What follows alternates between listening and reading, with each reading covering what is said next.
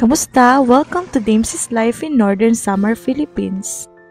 Hi everyone! Nakabalik na nga po kami from Tacloban. Andito na po uli sa bahay at back to reality, tupi ng mga tambak na damit.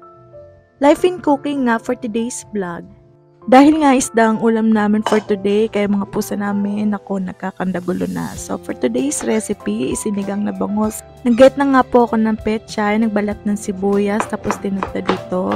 Tapos kumuha ako ng kaldero, nilagyan ko ng tubig, tapos nilagay ko na rin po yung sibuyas, tapos kamatis para palambutin ito.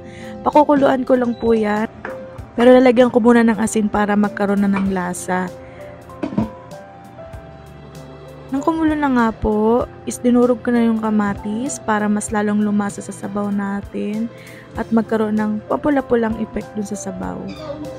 Tapos nilagay ko na yung sili, tapos pinakuluan ko muna. Pagkakulo nga po, nilagay ko na muna yung 2 sachet ng maliliit na tamarind powder.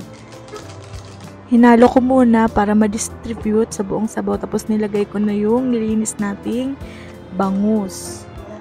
Ako lang ba? Na kahit napakamatinik nitong bangus is favorite ko talaga to. Ilagay ko na nga po pala yung pechay, sabay kong papalambutin sa isa. Napakadali lang talaga nitong recipe natin, kayang-kaya nyo rin itong gawin. Nilagyan ko na rin ng patis, pinakapampalasa, tapos paminta, madami, mas masarap. Saka ko tinakpan din, papalambutin muna natin hanggang kumulo lang. Tapos nag-prepare na ako ng kanin kasi tanghalian na to.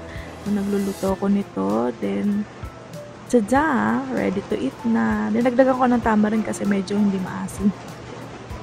Timing nga na sa bawang ulam namin kasi bigla namang bumuhos yung ulan. So, paano ba yan? Paparami na naman ako ng kain nito kasi favorite ko talaga itong ulam na to. Kain muna tayo guys. Hanggang dito na lang po muna ang vlog ko. Thank you for watching. Like and follow na lang po. Bye!